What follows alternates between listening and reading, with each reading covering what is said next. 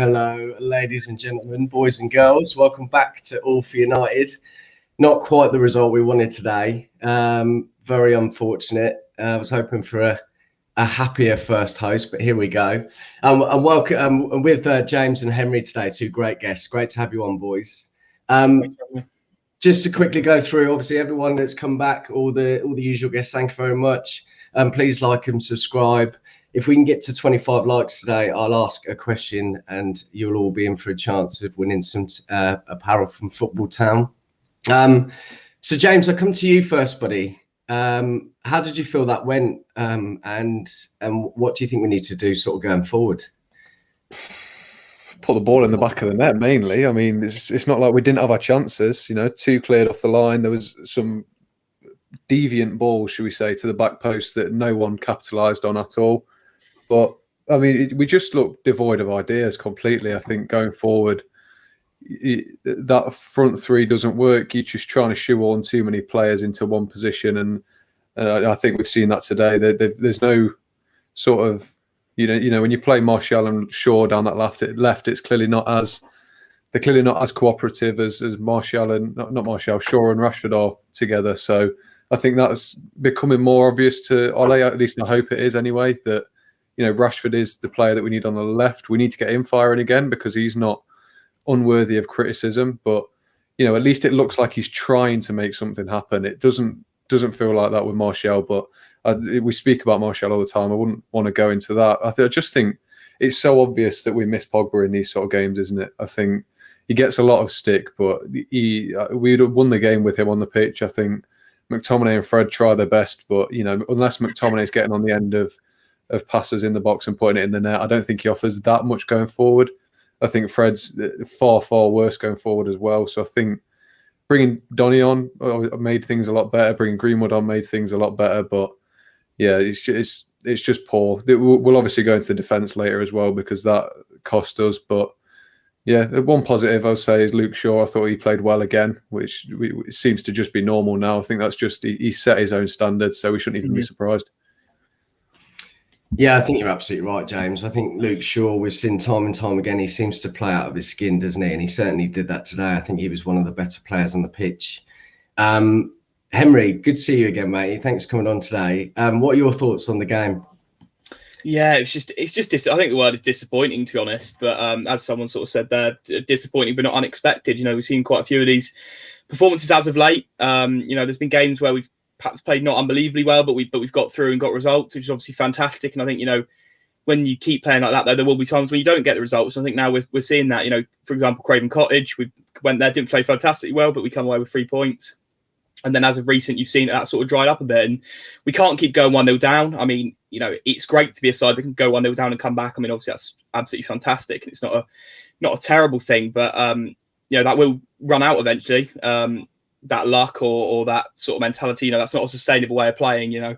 And you can see the difference. I don't want to compare us to City because obviously, you know, their expectations coming into the season were very different to ours, but they are just, I think, still quite a way ahead of us. And I think we're really starting to see that now. And I'm sure a bit of a gap will form. I really hope we can just keep that gap to a point where it doesn't get embarrassing.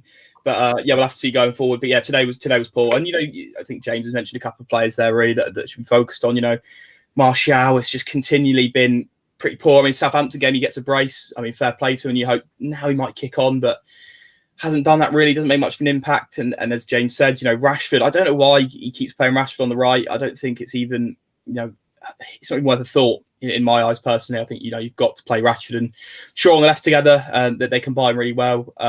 Credit to Shaw again, as James said. I thought Shaw as well, yeah, was really good today. I don't think anyone really had a fantastic game though, to be fair. You know, I thought even the ref had a pretty poor game. I think some of Paulson's decisions were as someone said in the chat, the refereeing was abysmal. But yeah, and obviously the defence, you can speak about them all day. You know, there's still problems there. I think people would argue, you know, whether or not we need to sign 1 or 2 centre-backs. I think that's an argument in itself. You know, some people aren't sold on Harry Maguire, and you see there, you know, sort of getting his pocket picked by Diagne, and, you know, obviously nearly scores. De Gea sort of bails us out. But yeah, not good enough today. I thought Fred was really poor. But I don't see where we sort of go forward from this. I think we've just got to start stringing results together. But it feels like we're saying that after every game at the minute. But we'll see. We'll see how it goes against, Sociedad and other games coming up, and just hopefully we can just get out of this rut and quickly. Yeah, absolutely agree. I'm glad you alluded to the point on Marcus Rashford playing on the right. I was talking to James before, and I feel that, I don't want to talk negatively about Martial. And I think that, there's been a lot of conversations over the last few weeks that Rashford can't really play on the left. Yeah. But I think that this highlights just how important really Greenwood is on the right. Whilst he's not an out-and-out winger, he's definitely that main man on there. And you can see the difference in Rashford when he comes over to the left-hand side. And Cavani, I know that you're a massive fan of him, Henry. He really does obviously having a huge importance too. But James, what are your thoughts on Greenwood? And do you think, I feel like he's had a bit of a stop-start season, but do you think that he should be sort of on the team sheet in the first 11 on that right-hand side a bit more often? Absolutely, yeah. I think it's not even been a stop-start season. I think it's a season that didn't actually get started until maybe 2 months ago, because since he's come into form, I don't think he's really dropped out of it. Yes, he's not getting goals and he might not be getting assists, but his all-round play is so influential to this United team. The two-footedness he's got off that right-hand side means he's much harder to mark than, say, Rashford or a Martial out there. And he causes defences problems. You see when he's got the ball anywhere near the box, there's 2 or 3 men surround him instantly.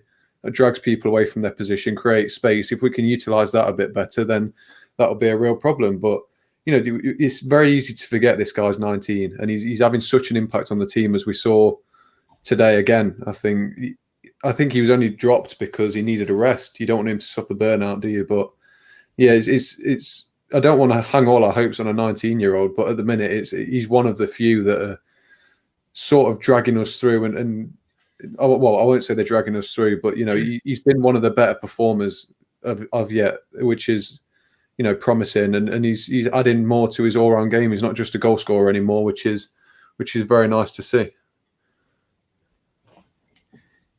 That's it. Thanks, James. Yeah, sorry, mate. I was trying to look at a comment there. Cheers, buddy.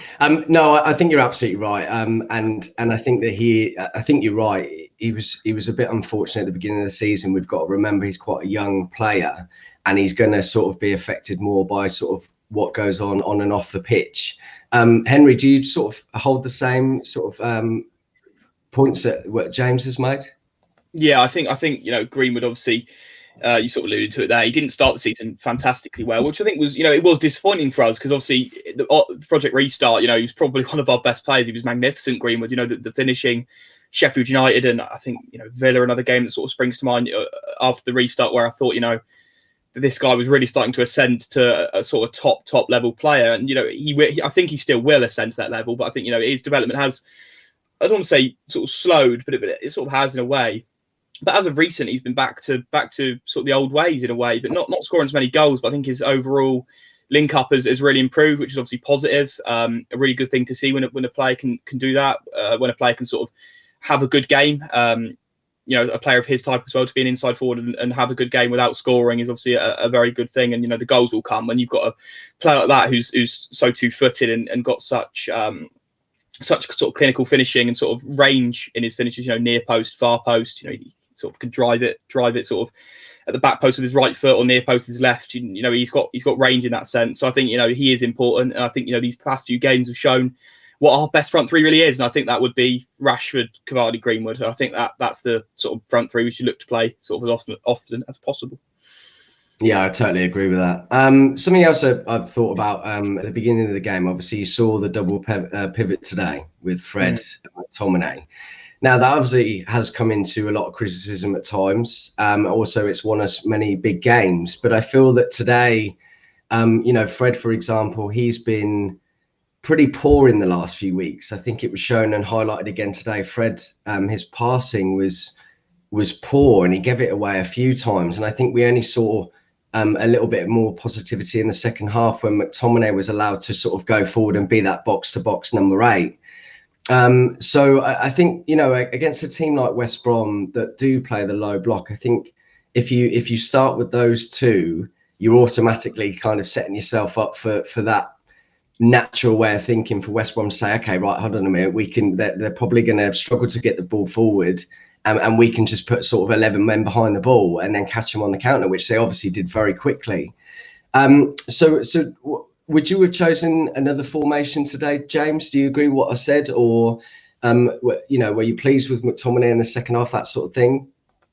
I think McTominay had a better game than Fred did. I think you spot on, but I think it's becoming sort of common knowledge now, isn't it, that Fred and McTominay against deep blocks don't really work.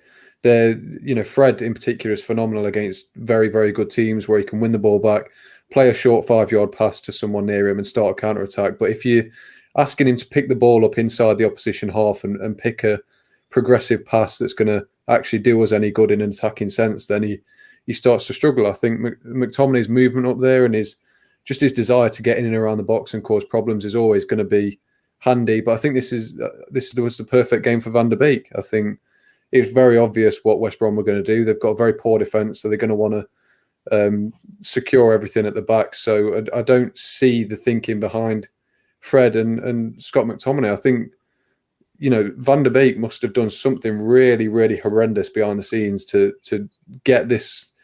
not get selected today, because it just doesn't make sense. I mean, he didn't have the best game against West Brom, but he's still got 70 minutes under his belt. He's going to be building up match fitness. The performances will slowly start to come, and we saw it today.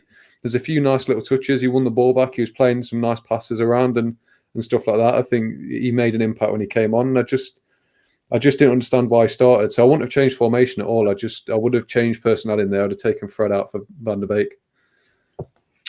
Yeah, I totally agree with that. Henry, you and I spoke a few months ago actually about Van der Beek and how we're going to get the best out of him. And I think he's been, we've spoken about him a lot recently, so I don't want to talk about him too much. But I think that he's been, in a series of unfortunate events, really. When you've got Pogba and Bruno, which are two phenomenal players, and obviously Bruno playing in that number 10. And I think Van der Beek's probably best position is a number 10, maybe marginally number 8. I know I saw that you mentioned the other day you feel that he could do better in the number 8 role, right? Yeah. Do you think his time will come? The way that I see it is he's still playing as though he's within this Ajax team that he came from, and unfortunately we don't play that same sort of system. And I agree with James that he came on today and he did sort of enlighten the team a little bit, and he looked a little bit sharper and was trying to prove a point. And I think this could have been a pivotal one for him today, but obviously it's just not sort of worked out for him recently. So what are your thoughts on Donny and how do you think he did today in retrospect? I think in general, I think we speak quite a lot about it, but it's still a really tough sort of enigma to solve. Really, I just don't sort of know where he stands at the minute, and I think we've got to stay pretty calm about it. I mean, I think I always point to the fact that he wasn't a £90 million signing like Paul Pogba's come in, and we're now struggling to fit him in. He was only £30 million. He came in from Ajax to offer squad depth. That was always the sort of the transfer that he was, the type of deal that we got with him. And I think we've just got to wait, hopefully, and it'll end up clicking. But you're right, at the minute we are struggling to find a place for him. Yeah. And you're right, I did say I thought he was, I think he is better as an 8, but I think that's at Manchester United I'm talking, really. I completely get what you're saying when you think he's a 10. I mean, we've seen that at Ajax, with those late box runs, getting quite a lot of goals and assists as well from sort of the edge of the area in that 10 spot. But as you say, I think, he is playing now as if he was Ajax, playing a bit too safe. I think that's my main criticism of him I'd have, is that he's trying to sort of force the sort of 1-2 touch play, when I think, we're now used to Bruno Fernandes, who's a 10 that gets the ball and drives forward and tries these ambitious passes. And that's not the player Van der Beek is. So I don't think in this Ollie system, Van der Beek works as well as a 10. I'm surprised he didn't start today. As James sort of said, I think it was a personnel thing with Fred starting Van der Beek ahead of him. I think would have been the better move, really. I think Fred and McTominay is a big game pivot, and I don't think they work as well together in sort of smaller games. I think McTominay, obviously has been quite good in these sort of games, with the goal against West Ham in the FA Cup, and goals against Watford and Leeds. He has been good, McTominay, in these sort of games, but Fred I don't think has, to be honest. And I think the previous weeks we've seen, as you've mentioned, Marc, sort of the passing problem with Fred. Just inaccurate passes, sloppy, sort of losing the ball, giving it away in a sort of sloppy fashion. I'm surprised Van der Beek didn't start ahead of Fred today. We'll have to see what Ollie does sort of with Van der Beek in the coming weeks. I think we've just got to trust that they're going to deal with him in the right fashion. But it is a tough sort of problem to solve at the minute. Yeah, I think he's just one of those players. Unfortunately, not everyone can come in like Bruno and hit the ground running. And I think he's just going to take a bit more integration. Abdul, good to see you, buddy. Better late than never. What are your thoughts? No, honestly, absolutely fine, buddy. What are your thoughts today? What do you think went wrong? Where did it go wrong? What we could have done to perhaps been a little bit more threatening? I feel like we were sort of a bit laboured today, and we didn't really create too much, or there wasn't that sort of killer instinct. But what did you take away today from that, and where could we have been a bit better with? Well, I think the first problem was the tempo of the game. The way we started the game, we were very, very slow, and then due to that, it started aggravating more issues in the sense of we started losing our shape. And then the three forwards started coming into each other's ways a little bit. Well, I mean, except for Rashford. Rashford did stay on the right wide a little bit before Greenwood came on. But other than, and of course, when you have Fred and Scott McTominay, you're not really expecting them to feed Bruno Fernandes between the lines. So he has to drop in deeper than he would like to actually create from a position where Paul Pogba would be. You know, these like, because when, you know, we knew West Ham is going to be very defensive, two lines that are very close to each other to block any chance of even shooting, let alone creating. You needed someone who would find this ball over the top of those two lines with someone running in behind. And because Bruno had to drop deeper, that was the only way in for Manchester United, or on the wide areas where they can cross in and where the equalizer came from with Luke Shaw and Bruno Fernandes. But at the same time, I think we have a big issue with our forwards. They are either taking all the wrong decisions and they lack confidence, and that's disrupting the whole play. Because like Rashford today, again, poor performance because he's taking all the wrong decisions. He wants to take it all on his own, which is, I don't know why he's doing that. When he was on the right, he was much better for me. As soon as he came in onto the left, it became even worse because he was trying to cut in and he was trying to like just bypass the whole team. And I don't know why he keeps trying to do that. He did deliver a couple of good crosses from the right. Same as Greenwood. I know some people said Greenwood, when he came in, he looked brighter. He should have started the game. He did the same thing that Rashford did, really. Like, okay, Greenwood is better at ball control than Rashford, but he whipped in a couple of crosses that no one came on the end to, and Rashford did the same previous to him. So I guess the argument would be that Martial didn't offer at all, so that's why Greenwood would have been better if he started. But yeah, we have a problem with our attack. We can't keep relying on midfielders to score our goals. Like our top scorers are midfielders. Yeah, you're absolutely right. We were talking about this at the beginning. I think I'm doubting myself a little bit now, though, Abdul. But I was saying that I think that Greenwood would be the better one to start on that right-hand side. I feel that whilst he isn't a natural right winger, I said to the boys earlier that I feel that he's probably the best on that right-hand side, and obviously Rashford is better on that left, but he wasn't today. You were right. Rashford, he did try and cut in on a number of occasions, and that just didn't work out for him, and he had a few shots from that position and just went straight and blocked by the defender, wasn't it? Yeah. Like, I mean, if you're comparing the performance of Greenwood to Martial, of course you'd automatically pick Greenwood because he looked brighter. Martial, I haven't been offering much lately. He had like a moment or two in the first half, but not really much. But if you're comparing them as in, I want to drop Rashford and put Greenwood on the right because he looks better, there's not really much of a big difference. Yeah, fair enough. Thank you, mate. So we've for those of you that aren't watching it on YouTube, please come over to youtube.com/AllForUnited. I want to get some more likes on the video. So if you could please do that, that'd be great. It's helpful. And as I said, when we get to 25 likes, I've got a question and the first 5 to go in for that. And you boys can get involved too. And we'll be entered into the draw for the apparel for the football town. Speaking about the defence today, I mean, it was a bit of a horror show today. I think it was West Brom's perfect game, really, only because we've become, we've had a lot of scrutiny recently with our defence and set pieces, and we were caught out very, very quickly. Lindelof, obviously, in particular. I can remember a couple of mistakes, really, by Harry. I think in the first half, he was going forward very well, but that's not what you expect for your £80 million centre-back, okay? And he was one of the best players on the pitch, but only because of his forward movement. I'm not saying he was bad defensively, but that shouldn't be his role.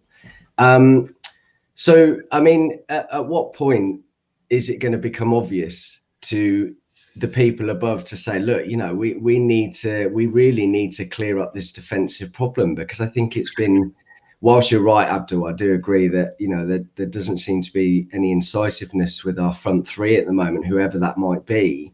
I feel that, we really do need to sort our defensive line. Too many times more recently, we've been caught out poorly. And again today, and there was a couple of opportunities, we could have lost 2-3-1 potentially. James, if you could give me your thoughts on that, and what you think we need to do going forward. I mean, set pieces is obviously a real issue for us. Defensively, we look awful. But what was your take today on that? I'll start by saying I think we need to use Maguire's attacking ability more, because it's clear that he's not a normal centre-back in that sense. He has the confidence to drive forward, and we used it to good effect today. He obviously got the is it called a pre-assist for Bruno Fernandes's goal when he played in Luke Shaw down the line. But that looked like a good thing to utilise, and it's a shame we haven't utilised it since he's moved, really, because it's something he did well at Leicester. But I think I'm in no real position to say, but just purely from an eye test point of view, I think if you get a better partner next to Maguire, these mistakes will be pretty much eradicated. I think you get in a top quality centre back next to him, then he's not having to compensate for his partner. In a sense, he plays better with Bailly. Now, Bailly's by no means a world-class centre back, and he improves Maguire's play. So I think if we can bring in a centre back that can complement Maguire, and I think there is a lot out there that would complement Maguire, then I think we'll see better performances from him. Not that they've been particularly bad. I just think, like you say, he is very error prone, and we've seen that recently.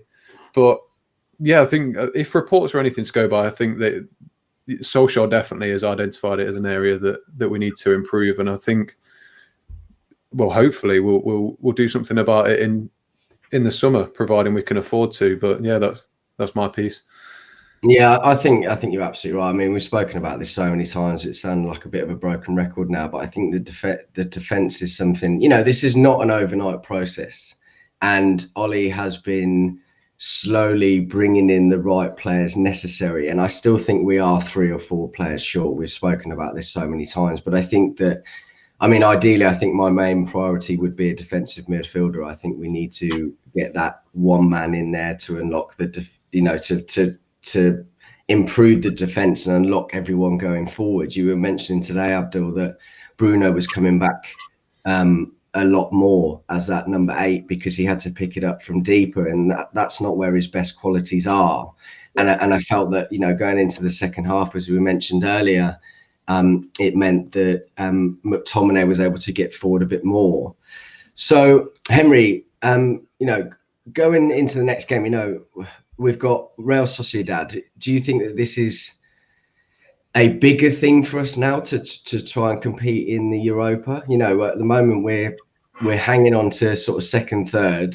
It was looking all lovely, peachy and roses a few weeks ago. But I think that because of individual errors at the moment, we're slowly starting to fall into that chase for trying to get top 4 again. If I'm brutally honest, I feel that we're really sort of falling away a little bit, and it does concern me a bit. What are your thoughts on that?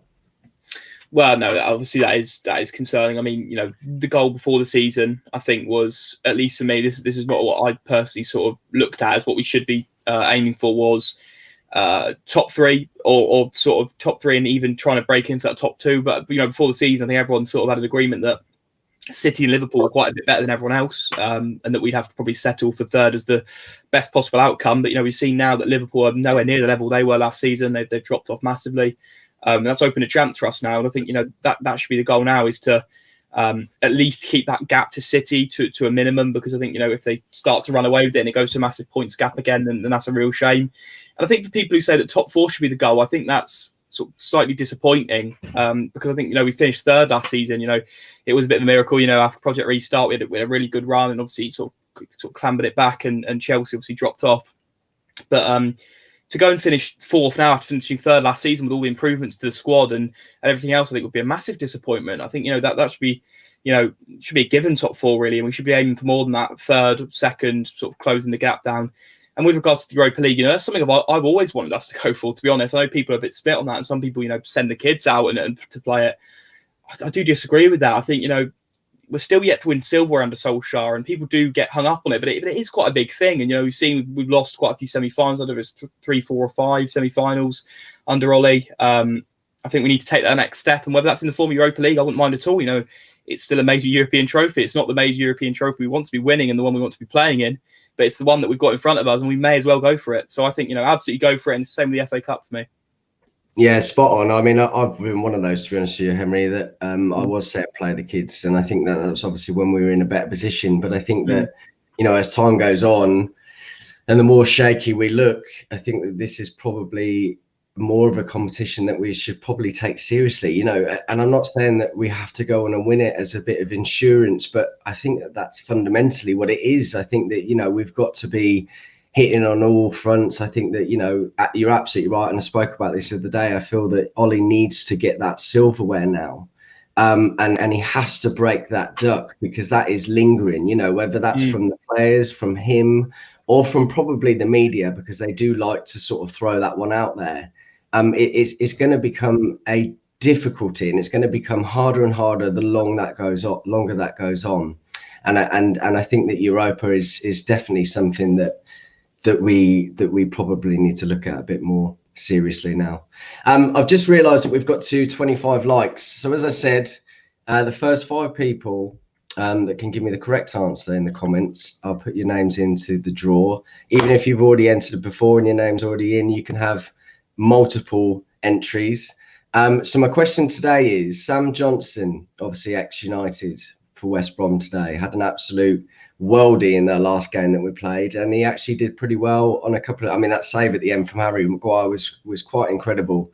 In what year did he move from United to West Brom permanently? So if the first 5 people in the comments can do that, no Googling, please.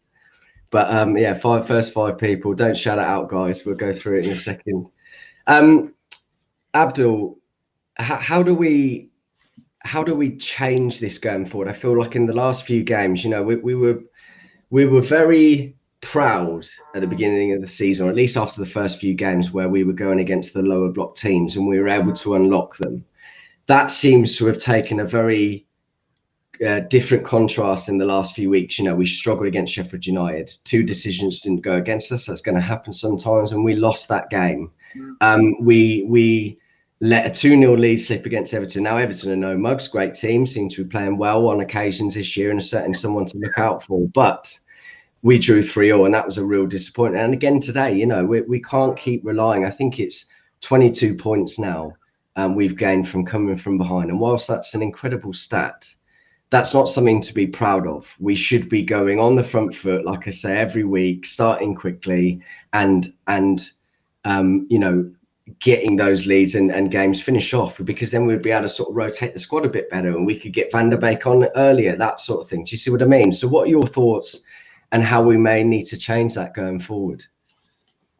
I think we need to get back into a rhythm. And what I mean by that, I don't mean winning. I mean playing at a certain tempo, because we weren't 100% consistent with results or even a 90-minute performance, but we had a good rhythm when we were on that run of wins or that happened in the middle of the season. But right now they seem to have, I don't want to say dipped off, because the Everton performance was really good. Like, that Everton performance deserved the win, and this one deserved the draw or even a loss on the way they played.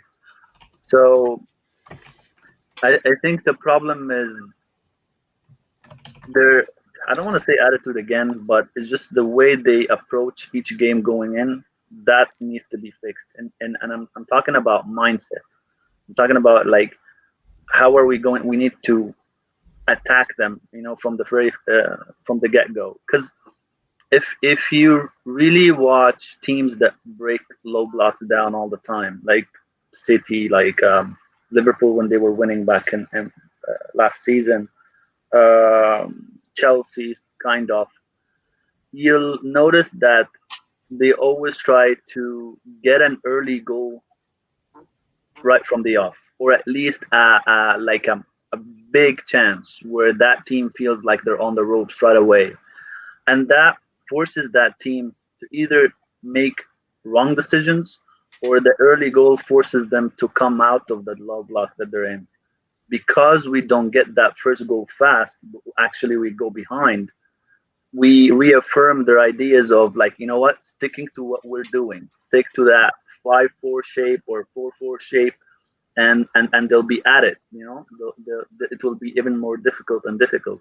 Like I think against low blocks, City in the last 5 games, they got a goal in the first 5 minutes, and that makes their work very easy. After that, they have to come out of their low block, and then City can pick them up 1, 2, 3, 4, 5.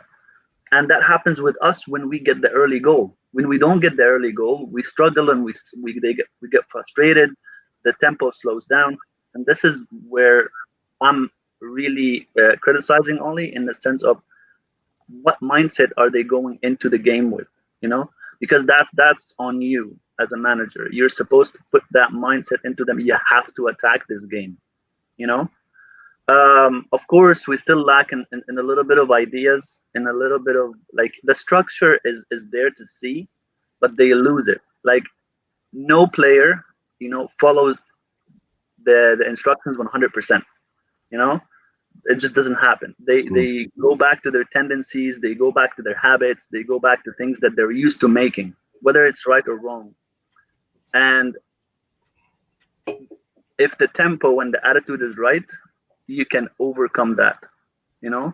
Of course, like for example, if you compare us to someone like City, they're so used to playing in one certain way for a very long time, it became their habits. Like I think 2 press conferences ago, Ollie was talking about habits, getting used to good habits, getting used to doing the right things and taking the right decisions.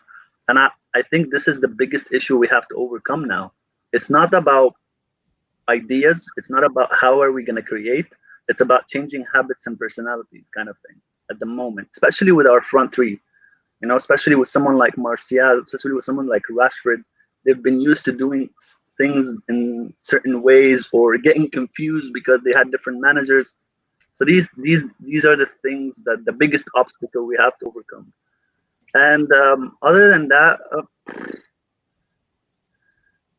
I don't know, like we have to just be like when you have someone like Fred and Scott as well, it takes away from your game. Like we're not there yet in that sense, we're not that team that blitz through everybody, because we have shortages in a lot of areas, like especially when we came to talk about the defense there.